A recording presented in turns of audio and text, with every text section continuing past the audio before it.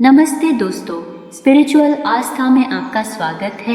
मैं आपको आज बताने जा रही हूँ कि दिवाली में बनने वाले मिठाई और व्यंजनों के बारे में। वीडियो को बिना देरी किए शुरू करें। दिवाली के पकवानों का महत्व भारतीय संस्कृति और परंपराओं में गहराई से जुड़ा हुआ है। हर त्योहार की तरह दिवाली पर भी विशेष पकवान बनाए जाते हैं जो इस त्योहार की खुशियों को और भी बढ़ाते हैं। दिवाली पर बनने वाले पकवान सिर्फ स्वादिष्ट व्यंजन नहीं होते, बल्कि उनके पीछे धार्मिक, सांस्कृतिक और भावनात्मक महत्व भी होता है। इन पकवानों का त्योहार से जुड़ा विशेष महत्व है, क्योंकि यह त्योहार उत्सव, समृद्धि और एकता का प्रतीक है। आइए दिवाली पर बनने वाले कुछ प्रमुख पकवानों का महत्व समझें। 1. मिठाइयों का महत्व, सकारात्मकता और मिठास का प्रतीक। दिवाली पर मिठाइयाँ बनाने और बांटने की परंपरा है।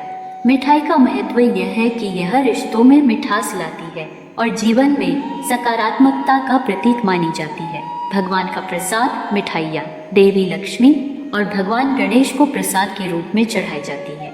यह मान्यता है कि प्रसाद के रूप में चढ़ाई गई मिठाइयाँ घर में समृद्धि और खुशहाली लाती हैं। अलग अलग प्रकार की मिठाइयाँ दिवाली के दिन लड्डू, काजू कतली, बर्फी, गुजिया, जलेबी जैसी मिठाइयाँ बनती हैं। हर मिठाई का एक खास स्वाद और विशेष महत्व होता है जो त्योहार की विविधता को दर्शाता है। 2. गुजिया दिवाली का सबसे खास पकवान है। इसका मीठा स्वाद और खोया नारियल का भराव इसे सभी उम्र के लोगों का पसंदीदा बनाता है।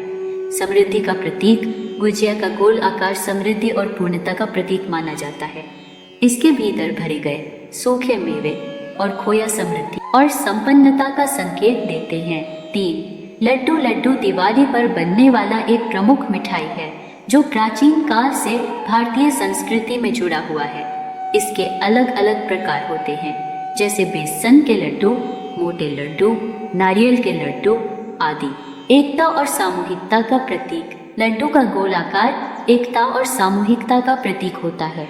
यह दर्शाता है कि दिवाली का पर्व सभी को एक साथ लाने का त्योहार है।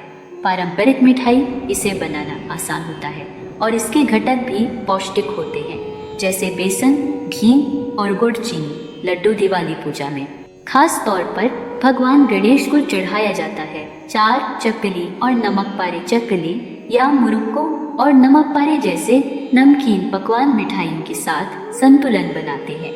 ये नमकीन व्यंजन दिवाली के समय मेहमानों का स्वागत करने के लिए बनाए जाते हैं। समाज में विविधता, नमकीन और मीठे पकवान साथ में परोसे जाते हैं, जो यह दिखाता है कि जीवन में हर स्वाद, चाहे वह मीठा हो या नमकीन, आवश्यक होता है।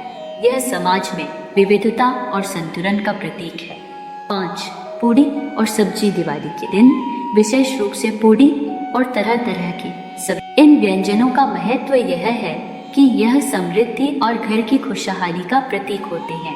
विशेष भोज, पूजा के बाद भगवान को भोग लगाने के लिए और घर के सदस्यों के साथ मिलकर खाने के लिए पूड़ी, आलू की सब्जी, पकोड़े आदि बनाना शुभ माना जाता है। 6. खीर और हलवा, खीर और हलवा भारतीय त्योहारों का एक अभिन्न हिस्सा है।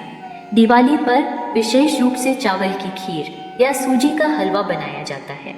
संपन्नता का प्रतीक, खीर और हलवा दूध, घी और चीनी से बनाए जाते हैं, जो समृद्धि और संपन्नता का प्रतीक होते हैं। दिवाली पर खीर या हलवा बनाने का मतलब है कि घर में कभी भी समृद्धि की कमी नहीं होगी। 7. दाल बाटी और चूरमा, विशेष रूप से राजस्थान और मध्य भारत में दाल बाटी चूरमा दिवाली के अवसर पर बनाया जाता है। यह पकवान भी समृद्धि और आत्मनिर्भरता का प्रतीक है। बाटी का कठोरपन और चूरमा की मिठास जीवन में संतुलन का प्रतीक माने जाते हैं। 8. अनाज और पकवानों का धार्मिक महत्व, दिवाली पर बनने वाले पकवान केवल स्वाद और मिठास के लिए नहीं होते, बल्कि ये धार्मिक और सांस्कृतिक दृष्टिकोण से भी महत्वपूर्ण होते हैं।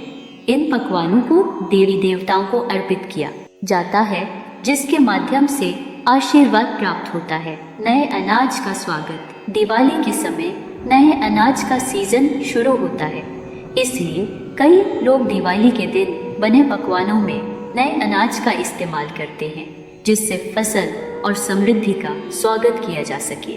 निष्कर्ष, दिवाली के पकवान केवल स्वादिष्ट व्यंजन नहीं होते, बल्कि उनके पीछे गहरा धार्मिक और सांस्कृतिक महत्व छिपा होता है। मिठाइयाँ और विशेष पकवान देवी लक्ष्मी की कृपा प्राप्त करने और परिवार में खुशहाली लाने के प्रतीक हैं।